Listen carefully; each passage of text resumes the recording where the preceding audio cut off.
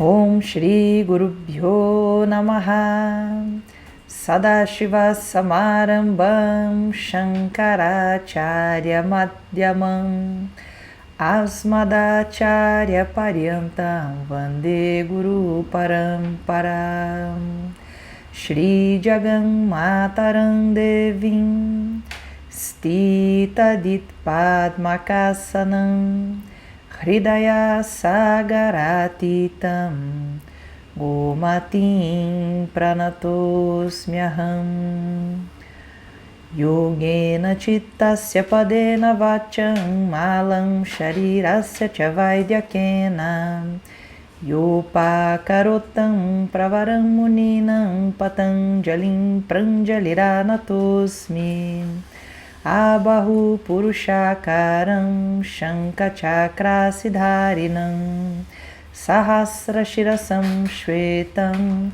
Pranamami Patanjalim Hare Om.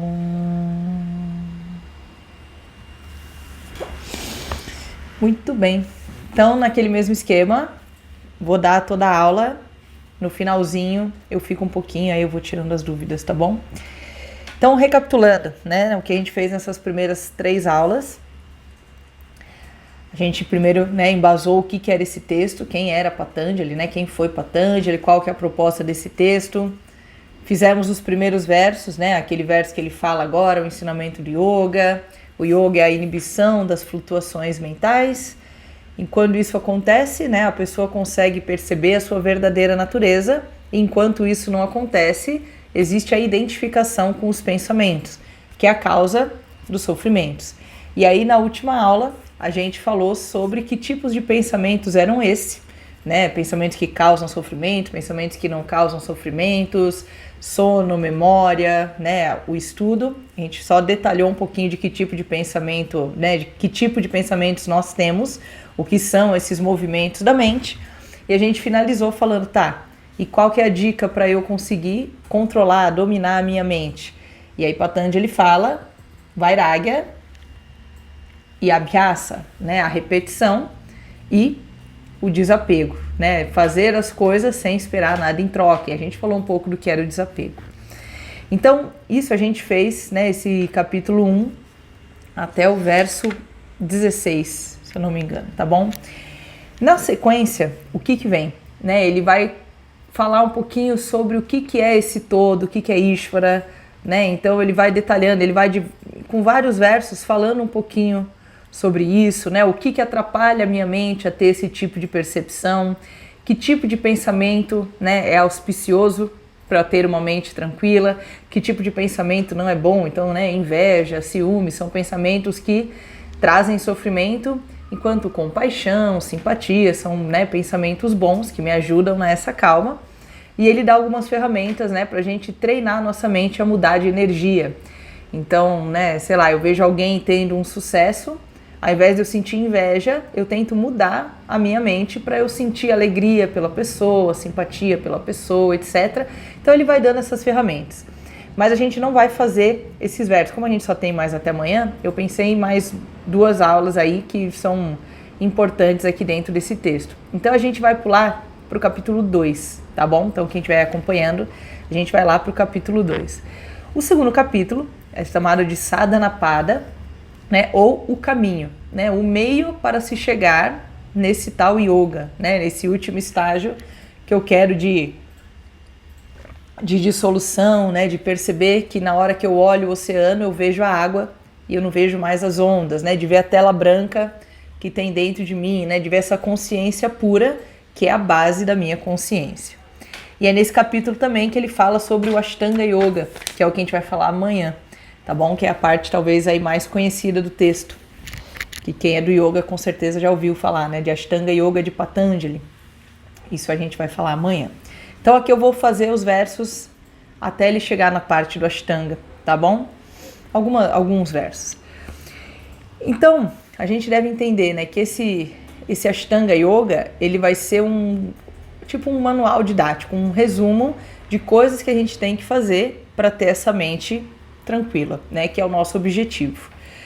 Então, nos Vedas, né, eles dizem que a gente tem dois duas formas para chegar nesse último estado, né? Último estado no sentido de ser, depois dele não tem mais para onde ir, né? Depois que eu consigo enxergar que eu não sou esse corpo e que existe algo que é básico e natural, né? Básico não de ser simples, né? Mas básico de ser a base mesmo, que permeia a mim, permeia você, permeia todas as coisas, né? Que existe uma causa, e se essa causa, se tudo é fruto dessa causa, tudo é essa causa, né? Então, eu preciso, para conseguir enxergar isso, o Veda fala que a gente tem dois caminhos. O primeiro é Mukhya Sadhana, né? O meio principal. Então, qual que é a principal forma? É o estudo, né? É o meio de conhecimento, é o conhecimento do eu, através dos textos, através da percepção, da contemplação dos textos. Então alguém vem e me explica, como a gente está fazendo aqui, né? Ó, imagina o oceano, imagina a água, imagina as dunas de areia, elas são só um nome, elas são só uma forma, né? O que existe mesmo é a duna. Dentro de Vedanta existe um exemplo clássico que é do pote de barro, né? Então a pessoa pega um pote de barro e fala assim, ó, o que vocês estão vendo aqui? Aí, um pote de barro. Aí fala, não, você não está vendo o pote, você está vendo o barro, né? É o cheiro do barro, é a cor do barro, é a temperatura do barro, etc. Então, o pote ele não existe. O que existe é barro num determinado formato que eu chamo de pote. Se eu quebrar esse pote, o pote morre, mas o barro permanece. Ou seja, o pote era irreal. A única realidade é o barro. Então, né, mais um exemplo para a gente tentar entender o quão sutil é essa matéria aí que a gente tá, matéria nem posso dizer que é, né, mas essa causa, né, sei lá, não tem nem palavras para definir, né, mas esse todo, essa base. Então, primeiro eu preciso que alguém me explique, porque sem alguém me explicar, eu não tenho a capacidade de perceber, porque como ele é auto-evidente e eu não tenho como eu mesma me perceber, né, como eu dei lá o exemplo do olho, o olho não consegue enxergar o olho, porque ele é o que eu quero ver e ao mesmo tempo ele é o instrumento. Então eu, Juliana, sou o instrumento para conhecer o meu eu. Não tem como, né? Então eu preciso de alguém vir e falar, ó, existe isso, isso, isso, isso. Então o modo principal é esse. Eu preciso que alguém me fale. E existe um segundo, que é Avantara Sadhana, que é o meio secundário, que é a preparação da mente para eu conseguir ter a aquisição desse entendimento que ele é muito sutil.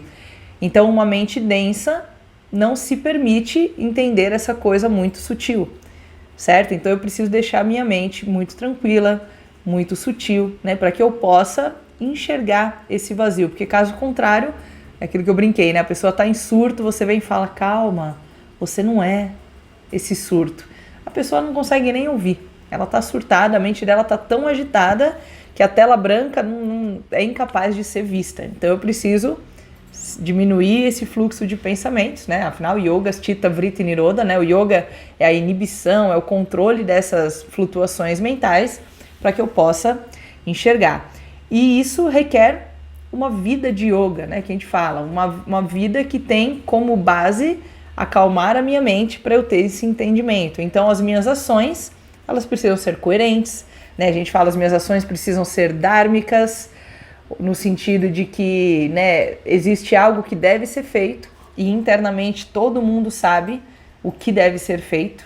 Pode ser que eu não goste do que eu sei que devo fazer, mas eu sei o que eu devo fazer. Né? Não tem aquela... A gente às vezes usa uma frase... se coloca no lugar do outro, né? Então, é exatamente isso. É eu conseguir entender que existe algo que é correto de ser feito. Só que eu, da onde eu tô, nem sempre consigo agir dessa forma. Então eu preciso mudar o meu ponto de vista e ter isso como um foco, né? Eu quero ter as minhas ações boas, porque ações boas geram menos flutuações mentais que me geram sofrimento. Consequentemente, esse ensinamento é mais fácil. Então, Patanjali vai falar disso agora, né? Então tá, então qual que é o meio para eu ter essa calma dos meus pensamentos? E aí vem o primeiro verso do segundo capítulo, que é Tapa Swadhyaya Ishvara Pranidhana, né? Então, mentira, tá certo. Tapa Swadhyaya Ishvara Pranidhana Kriya Yoga. Então aqui, Kriya Yoga, já vou explicar palavra por palavra, tá? Kriya Yoga consiste em austeridade estudo das escrituras e a entrega a Ishvara. Então, Kriya Yoga, né? Às vezes até tem umas pessoas lá no canal que me perguntam se eu fazer um vídeo sobre Kriya Yoga.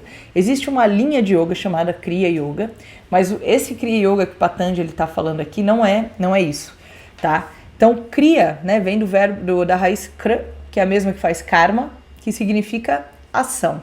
Então, é o yoga da ação, né? As suas ações são baseadas em yoga, certo? Então, o que é ter essa vida baseada em yoga? Tapas, que são as disciplinas, Swadhyaya, que é o estudo, e Ishvara Pranidhana, que é a entrega a Ishvara, que é a entrega a esse todo, né, que a gente está falando, que agora ele vai detalhar verso a verso. Deixa eu ver se ele já começa assim o...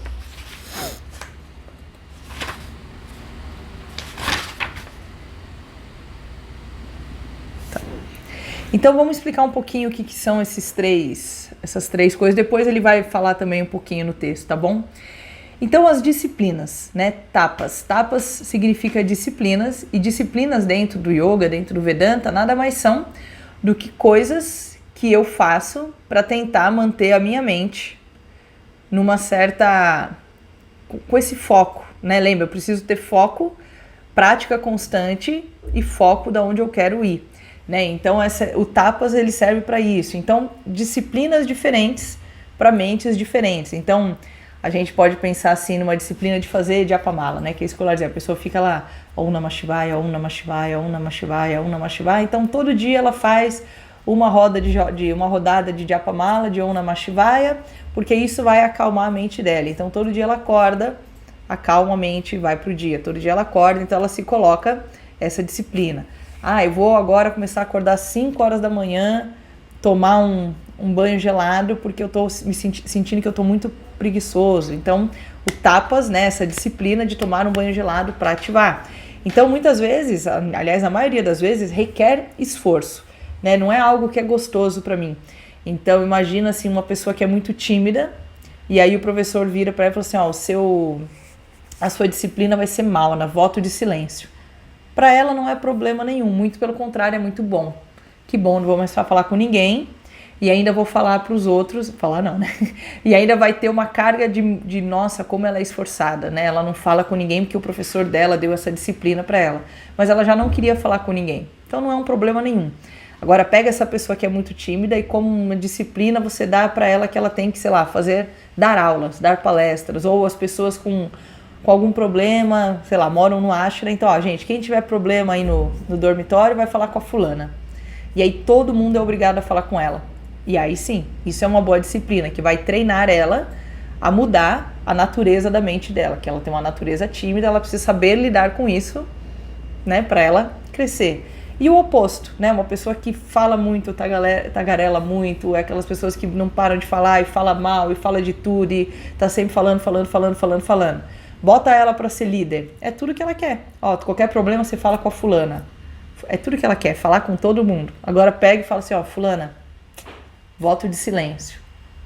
Aí essa pessoa vai ser obrigada a perceber tudo que passa dentro da cabeça dela, que devido ao fato dela falar demais, não era percebido. Então isso é uma disciplina, né? E existem inúmeras, tá bom? Prática de yoga, todo dia eu vou acordar e vou fazer 10 saudações ao sol. Mas vai ter dia que eu tô com preguiça. Mas, se eu quero isso com objetivo de vida, eu acordo e faço. Né? Então, requer que nem a gente pensar, rezar terço, pagar promessa, né? Vamos imaginar. Tem mais ou menos essa característica. E essas disciplinas, elas podem ser físicas, elas podem ser verbais, ou elas podem ser mentais. Até a professora Glória, ela pega um pedaço da Bhagavad Gita, eu vou ler aqui para vocês. Que aí ele fala sobre esses 3 tipos, tá bom?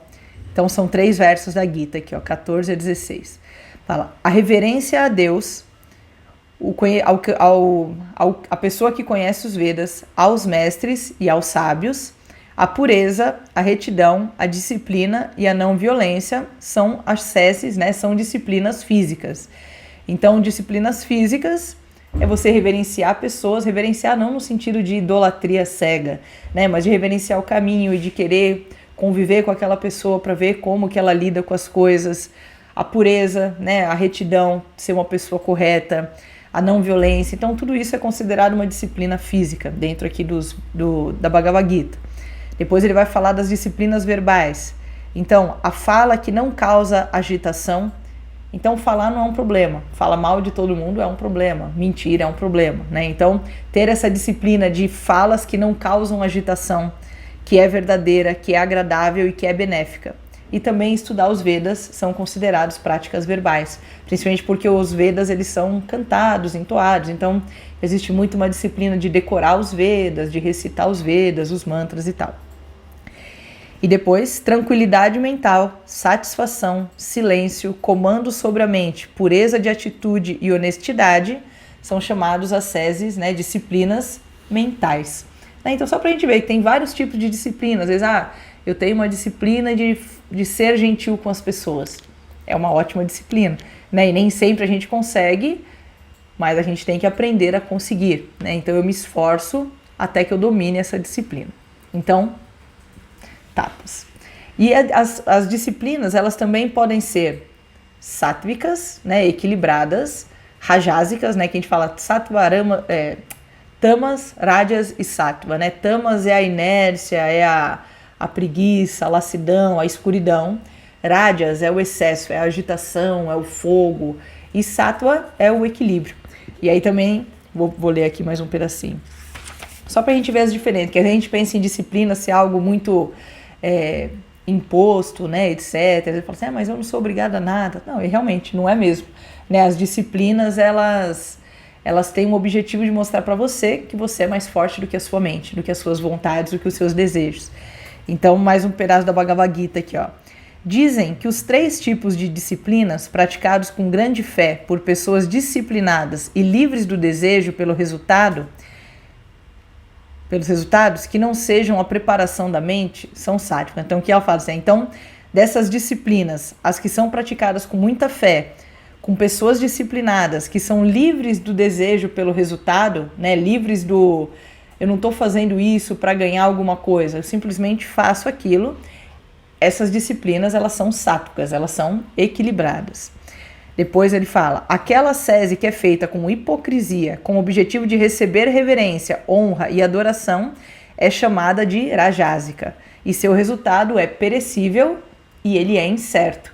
Então aquela coisa assim, eu vou mostrar para todo mundo que eu consigo meditar 5 horas por dia. Eu vou pôr no Instagram que eu consigo meditar 5 horas por dia, né? Então, era uma disciplina boa, mas você conseguiu transformar ela numa disciplina ruim, né? Você quer mostrar para as pessoas que você é muito bom, que você é muito espiritual, que você é muito isso, que você é muito aquilo. Então, né, com hipocrisia, essas disciplinas, não. Como ela fala que ela é incerta e ela é perecível, ela vai passar uma hora. E aquela disciplina que é feita com uma iludida determinação, ou seja, eu acho que eu faço, mas na verdade eu não faço, com autotortura, né? Eu odeio fazer essa disciplina. E para a destruição dos outros é chamada de tamásica, né? Então, essas também não servem.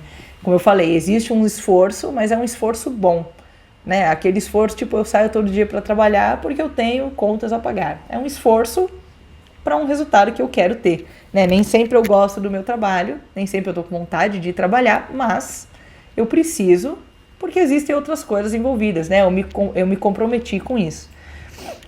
Então, esse é tapas, né? A primeira coisa aí que ele fala do Kriya Yoga, né? Do Karma Yoga. Depois vem Swadhyaya. Swadhyaya é o estudo do eu, né? Que é também o estudo dos Vedas, consequentemente. Se o assunto dos Vedas é falar sobre esse eu, essa consciência, o estudo do eu é estudar os Vedas. Então, estudar, né, refletir, contemplar, faz parte dessa disciplina. Então, eu tenho a disciplina para acalmar minha mente e eu tenho também o estudo, né, e as duas coisas juntas é que vão dar bons resultados. E aí vem o terceiro, que é Ishvara Pranidhana. Então, Ishvara é um nome que a gente dá para esse todo, tá bom?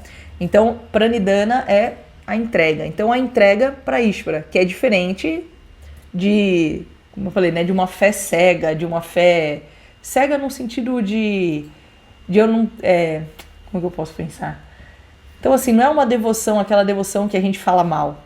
Sabe aquela devoção boa, quando a gente vê uma pessoa que realmente é espiritualizada, e ela tem toda uma devoção e que você até se contagia com a devoção dela, porque é uma devoção natural.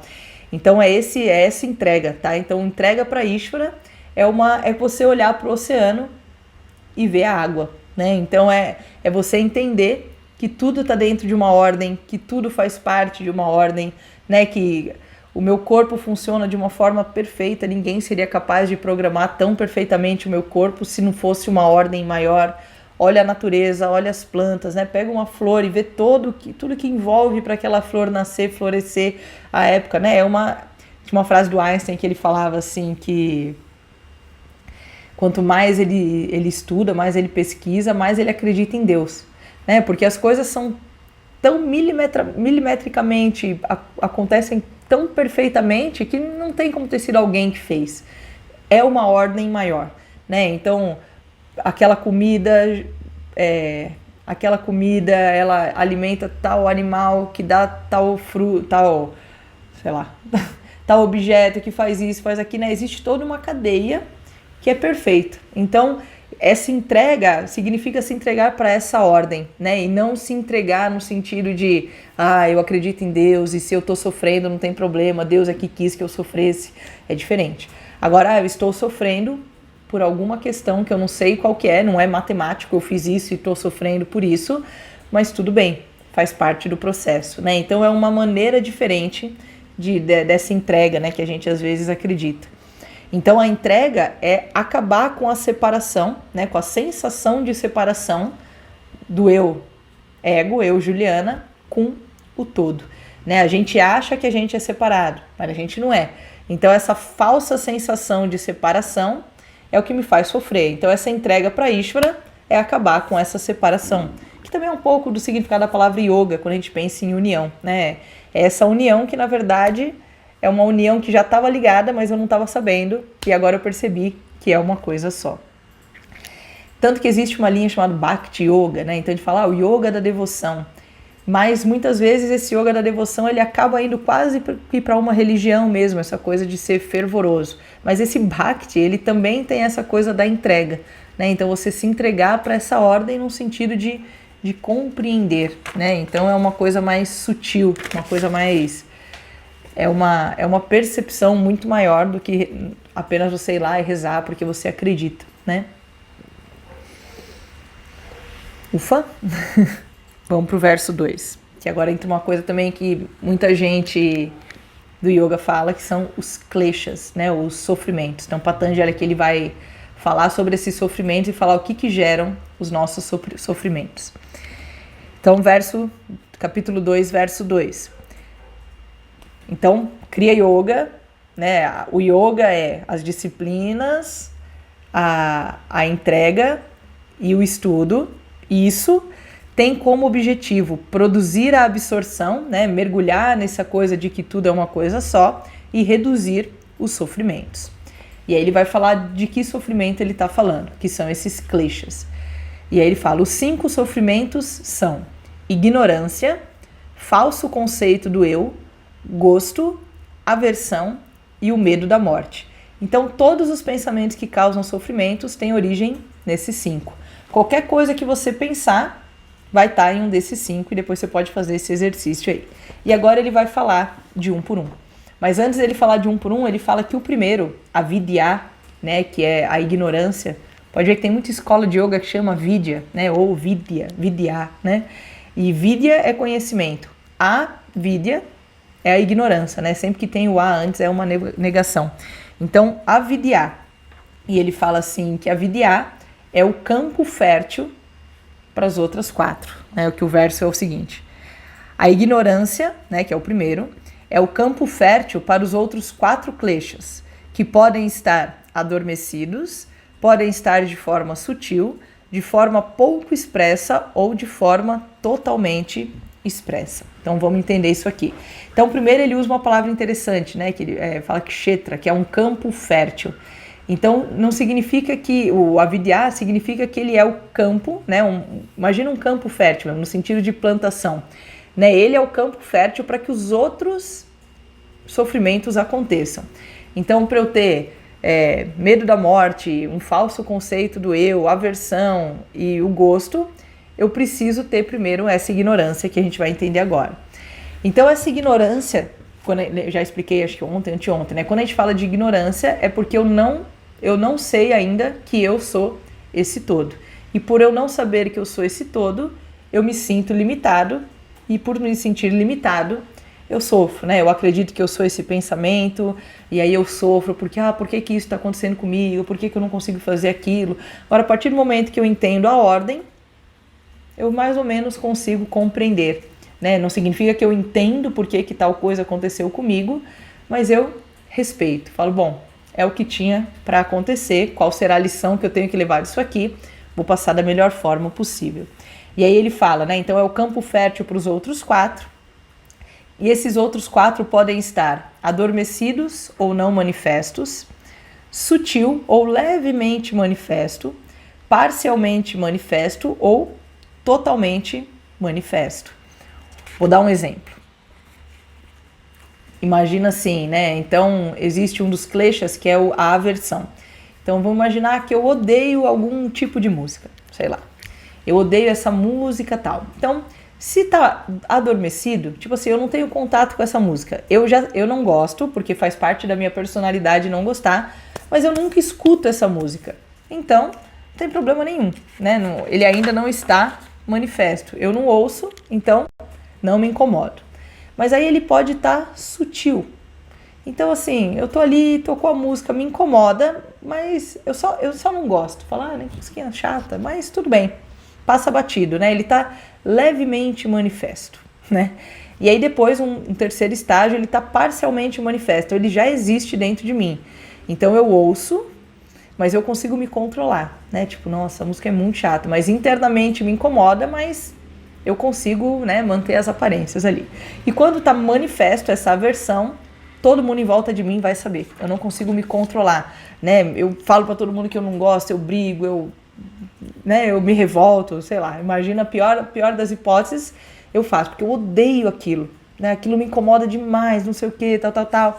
Então esses são os 4 estágios. Então todos esses kleshas, né, esses sofrimentos, eles podem estar adormecidos, se manifestando um pouquinho, sutilmente, né, que ele usa pouco manifesto ou totalmente manifesto. E isso vai ser importante porque tem um outro momento dos Yoga Sutras que ele fala assim, o sofrimento que ainda não aconteceu, ele pode ser evitado, né? Então, algo que está adormecido, quanto mais eu vou tendo essa compreensão do todo, a chance dele se manifestar é muito pequena, né? Então, ele fala agora para depois ele falar um pouquinho mais.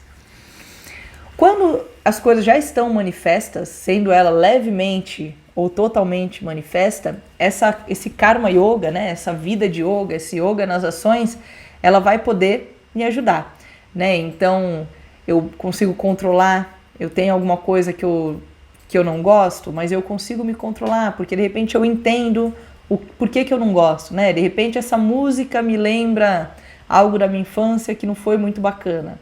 Então eu entendo que eu não gosto por causa daquilo, e aí eu vou fazendo um trabalho para me livrar daquilo, até que a música para de me incomodar, né? Ou me incomoda menos, que nem eu brinquei esses dias do exemplo, né? Antes eu brigava com todo mundo e agora eu não brigo.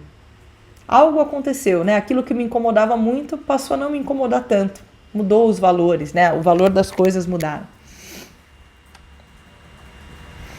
Então, já a gente vai falar de um por um, né? Então, só para finalizar. Então, esse verso fala, né, que a ignorância é o campo fértil para ele, ou seja, o conhecimento, a partir do momento que eu tenho esse conhecimento, os outros 4 kleshas, eles não vão acontecer, né? Enquanto houver ignorância, existem os outros 4 kleshas. Quando não houver mais a ignorância, né, quando eu conseguir entender que eu sou esse todo e que tá tudo bem, tá tudo dentro de uma ordem, os outros vão ser só pensamentos, mas não vão me gerar sofrimento. Então agora ele vai falar de um por um. Então, verso 2.4. A ignorância... já foi. 2.5. A vidya, a ignorância, é a visão do que eu é eterno, do eu, mentira. A vidya é a visão do eu que é eterno, puro e felicidade, que é esse eu que a gente está tentando entender, só que ele é projetado no meu personagem, que não é eterno, é impuro e é infeliz. né? Então eu até entendo que existe todo esse conceito, mas enquanto eu realmente não compreender a fundo, eu confundo esse ser que é único, que é o todo, comigo, personagem, né? Então eu não consigo me perceber ilimitado, porque eu ainda sinto que eu sou esse corpo, eu sou essa mente. Então, enquanto eu não tiver o conhecimento, essa falta desse conhecimento, essa ignorância vai me gerar sofrimento, justamente pela sensação de limitação, né, que a gente já veio falando agora, né, eu me confundo com os meus pensamentos, eu acho que eu sou a carência, eu sou a insegurança, eu sou a tristeza, eu sou a euforia, de manhã eu tô bem, à noite eu não tô, minha mente é uma montanha russa de emoções. Enquanto eu me identifico com isso, eu sofro. Quando eu parar de me identificar com isso, acabou o sofrimento. Então, o primeiro é a ignorância, o segundo é quando eu tenho esse conhecimento que vem do estudo e que vem dessa vida de yoga. Depois vem o verso 2.6, que ele vai falar do segundo, que é a falsa noção do eu. Então, asmitá, a falsa noção do eu, é a falsa identidade entre a natureza do sujeito e a do instrumento de visão.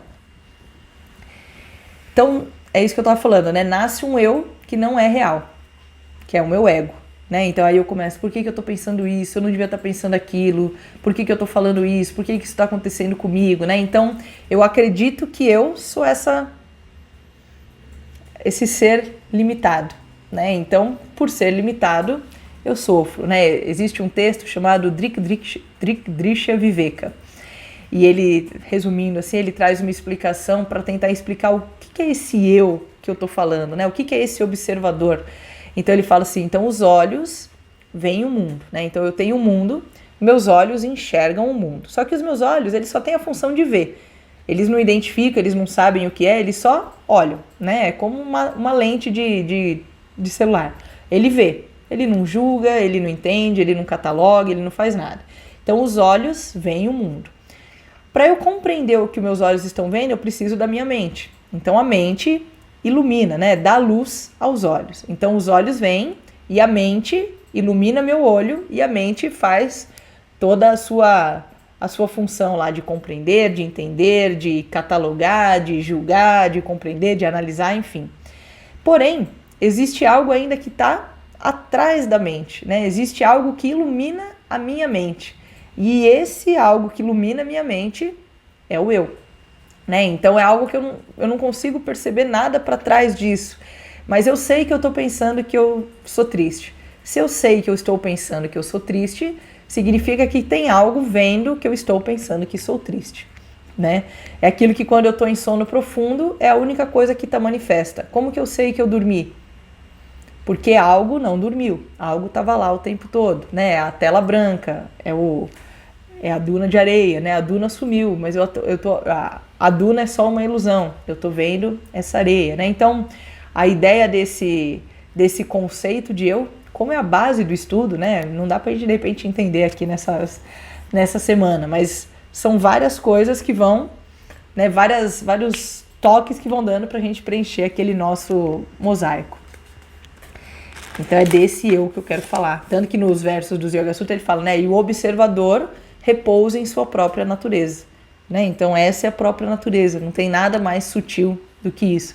Que até eu falei esses dias, né? Da frase do Yogananda. Se você acredita que é a comida que te mantém vivo, é só pôr comida na boca de um morto. E ele deveria voltar a viver. Se ele não volta a viver, significa que existia uma vida ali que sustentava aquela vida, né? E essa vida é o que eu estou querendo compreender. É um papo muito cabeça e é loucura, exatamente. Por isso que a gente gosta. Depois, verso 2.7. Raga, gosto, é o que segue a experiência de prazer. Então, um outro pensamento que nos dá sofrimento é o gosto, né? Então, ou eu gosto de alguma coisa, ou eu não gosto de alguma coisa. Então, tudo que eu gosto, eu quero repetir. E aí eu me apego a essa tentativa de repetir algo que eu gostei, certo? Então que nem eu acho que falei ontem, né? Eu fiz uma viagem, foi super bacana, eu quero viajar de novo. Aí eu vou de novo e falo, não foi tão legal. Já sei, é porque na outra vez fulano tava comigo. Aí eu chamo fulano, vou de novo e falo, mas acho que aquela vez é porque tava sol. Aí eu espero tá sol, repito. E assim eu vou tentando reproduzir algo que me deu felicidade, só que não dá, né? Então, eu fico tentando repetir, nunca consigo repetir, né? Nada do que foi será de novo de um jeito que já foi o dia, né? Nada se repete, principalmente porque o fato é o fato. A minha emoção perante o fato, ela não vai ser repetida, né? Não adianta eu tentar repetir a mesma coisa, que a minha emoção não vai ser a mesma, a minha sensação não vai ser a mesma. Então, esse gosto, ele gera sofrimento, por conta de eu ficar tentando repetir ele e não conseguir. E aí vem o oposto, que é o verso 2.7, que ele fala: doecha, a aversão, é o que segue a experiência que não de insatisfação. Então é o oposto, né? Eu fiz alguma coisa, não gostei, quero fugir. Quero me afastar, não quero mais, né? Então eu tive uma conversa difícil com aquela pessoa, então nunca mais vou me relacionar com ninguém, porque eu não sei ter aquela conversa, foi muito ruim, então eu vou fugir de todos os relacionamentos. Eu fiz uma viagem X, eu não gostei, eu jamais quero viajar de novo para aquele lugar. Enfim, né? Qualquer situação. Eu trabalhei, tive um chefe que foi muito... Eu não posso trabalhar com chefe homem, não posso trabalhar com chefe mulher. Ou seja, eu vou criando um monte de problemas por conta de uma experiência ruim, né? Então, sofrimento certo. Gostos e aversões, né? A gente usa muito esse ragas e doechas, né? A vida é assim, eu gosto e eu não gosto. O que eu gosto eu quero repetir, o que eu não gosto eu quero fugir, só que não dá, né? Não dá pra ser só coisa que eu gosto e graças a Deus não dá pra ser só coisa que eu não gosto. E aí vem 2.9. A binivesha, o apego à vida, é o impulso de instinto natural, igualmente forte para a pessoa de conhecimento também. A binivesha é o apego à vida ou o medo da morte. Então ele nasce o quê? Da ignorância que eu tenho de mim mesmo como eterno. E aí, como eu me identifico com esse corpo e a minha mente, pensar no fato de que eu vou morrer me dá medo. Tipo, o que vai acontecer? Então, todos esses kleshas, né, desde o primeiro lá, desde a ignorância, gosto, aversão, o falso conceito do eu e esse medo da morte, como ele falou antes, pode estar não manifesto, levemente manifesto, parcialmente manifesto ou muito manifesto. Então, de repente, você fala assim, eu não tenho medo de morrer. Talvez para você ainda seja algo que não está se manifestando, mas para algumas pessoas, esse medo da morte ele é muito forte e ele causa muito sofrimento, né? Porque tudo eu quero... como é que fala? Eu quero fugir de tudo que pode me machucar, porque eu não sei o que vai acontecer se eu morrer, e o que vai acontecer da minha família, o que vai acontecer comigo, e esse corpo, o que vai acontecer, né? Então, várias perguntas sem respostas me geram medo. Então, como eu falei no início, se você for pensar qualquer coisa que te gera sofrimento, ele vai estar sempre num desses 5. Sendo que o primeiro é o que faz os outros 4, né, serem... como é que fala? Acontecerem, né? Florescerem. Então, depois, verso 2.10. Estes kleshas são sutis e devem ser abandonados através do processo de se opor ao nascimento deles. Então, aqui ele dá uma dica, né? Se eu tenho um gosto, sei lá, eu gosto muito de balada, sei lá. Então eu quero aquela balada, porque lá eu me sinto muito bem, eu vejo meus amigos, etc. Só que tá me gerando um sofrimento. Porque nem sempre eu posso ir, e quando eu vou eu durmo pouco, enfim, tá causando na minha vida. Eu preciso fazer um pensamento oposto. Então existe o desejo de sair, mas eu preciso focar em um desejo de ficar também. Né? Assim, qual o ponto positivo de eu ficar? Então eu preciso direcionar minha mente para o caminho oposto. Né? Eu tenho medo de morrer. Mas e se eu tiver felicidade em viver, né? Então ele fala assim, sempre o pensamento oposto, ele vai me ajudando a dominar esses dois. Eu ri porque eu vi aqui, tira a mão do rosto, dos olhos. Eu acabei de tomar banho, tá tudo bem. E então, né, esse caminho oposto é uma dica que Patanjali dá pra gente tentar fugir. Então não significa fugir. Né, esses gostos e aversões, eles sempre vão acontecer, faz parte do ser humano, faz parte da minha personalidade. Então o ponto é acolher, aceitar e compreender, né, aquilo que cria sem reagir, aquilo que cria isso, né? Então assim, que nem eu dei o exemplo lá, eu tive uma briga por conta de um relacionamento, eu nunca mais quero me relacionar. Aí você fala assim, tá, mas como assim você nunca mais vai se relacionar por causa de um fato que aconteceu? Vamos pensar, por que você tem medo de se relacionar? Ah, porque eu sofri muito por causa daquilo aqui. Então vamos resolver aquilo, vamos acolher aquilo, aquilo faz parte do seu passado, aquilo faz parte da sua personalidade, aquela sua reação, para você não sofrer mais agora, né? Então, enquanto eu nego no sentido de ir para a direção oposta, eu vou ao mesmo tempo tentando compreender para que isso deixe de ser um sofrimento, né? Então, isso vai fazendo a minha mente se aquietar. Então, eu tenho uma compulsão. E a partir do momento que eu entendo essa compulsão e eu estou tentando fazer algo contra ela, a minha mente já se acalma. Fala, não, calma, eu estou lutando contra isso, eu vou conseguir superar, tá sendo um processo, né? O peso fica bem menor. E isso ele fala assim, né, desses... como é que fala?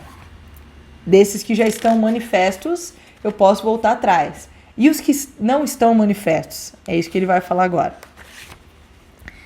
A expressão desses kleshas, né? Então esses que ainda não estão manifestos, mas eles vão se expressar, eles podem também ser abandonados através da meditação. Num sentido de que a meditação serve para eu compreender e eu entender esse todo. E a partir do momento que eu entendo e faço parte dessa ordem e entendo que nada está acontecendo, que não deve acontecer, qualquer gosto, aversão, medo da morte que vier, eu entendo que faz parte do processo. E o peso fica muito menor, então o sofrimento vai diminuindo. Então não significa parar de ter raiva, parar de ter desejos, parar de ter sofrimentos, de se sentir carente. Significa que você entende que tudo isso faz parte. Se eu, Juliana, sou limitada, essas coisas vão acontecer. Mas eu tenho o entendimento de que a Juliana é limitada, mas ela faz parte, né? Ela é parte de um todo ilimitado. É tipo o jogo da vida, né? Gosto desse exemplo. Jogo da vida, tabuleiro mesmo, né? Então, quem tá na roleta é Ishvara, né? Fazendo você andar no seu tabuleiro aí da vida com as suas escolhas, né? De você vai agora fazer isso, depois vai fazer aquilo, depois vai fazer aquilo. E você é o pinim, que começa lá do dia do seu nascimento, vai rodando, aí você arruma um emprego, aí você casa, aí você tem um filho, aí você perde tudo, aí você vai pra cadeia. E aí você vai fazendo, até que acaba o jogo. Você foi pra cadeia e você tá dando risada. Porque você ali que tá rodando a roleta, você não tem envolvimento nenhum com o pininho, o personagem, né? Então quem tá rolando a roleta é o eu todo. E o pininho é o limitado, que acha que a vida é aquilo, do primeiro à última casinha do jogo, né? Então eu passo a entender que faz parte, é brincadeiras de Ishvara, né? O Yogananda fala, é um grande teatro cósmico. Eu vim aqui, sou um personagem que vou ter que viver determinadas experiências. E já que eu posso tentar viver elas da maneira mais leve possível, por que não? Mas eu vou passar por elas, né? Bom, é até aqui que eu vou hoje. Então, requer um esforço, né? Lembra do Abhyasa e Vairagya? Se eu quero ir naquela direção, eu sei para onde eu quero ir e requer um esforço, né? Eu preciso guiar as minhas ações, tentar controlar a minha mente para que eu chegue lá e tente não ter tanto esses sofrimentos. Então, só para resumir a aula de hoje, né? Existem os sofrimentos, e ele diz que são 5. A ignorância, né? Essa falsa sensação de limitação. O falso conceito do eu, acreditar que eu, personagem, né, que sou limitado, sou todo e não sou. Ragas, desejo, gostos. Dveshas, aversões, as coisas que eu não gosto. E o medo da morte, né? Então esses são os 5 kleshas. A gente usa bastante dentro do yoga, né? Dos kleshas. E aí ele dá uma dica, né? De como você lutar contra os que já estão manifestos, tentando direcionar sua mente para a direção oposta. E a partir do momento que você tem conhecimento, os que não estão manifestos, eles nem se manifestam. Om Purnamadav Purnamidam Purnat Purnamudachyate Purnasya Purnamadaya Purnameva Vashishyate. Om Shanti Shanti Shanti. Harehe Om Shri Guru Pyo Namaha. Harehe Om. Coisa de maluco. E como eu falei, né, isso que eu pulei um pedacinho, que tinha uns papos mais malucos ainda, mas esse conhecimento, né, a gente brinca, né, que é coisa de maluco, é porque realmente, ao mesmo tempo, faz muito sentido, e a gente fala, como eu nunca pensei nisso antes? Justamente porque não é possível a gente pensar nisso, né, é o olho querendo enxergar o olho. É muito comum em aulas de Vedanta, né, dessa filosofia em geral, a gente ouvir e ficar, nossa, é verdade, né? Você vê as pessoas, todo mundo, verdade, verdade, né? Dá aquela sensação de, nossa, era isso mesmo e eu nunca consegui pensar nisso, né?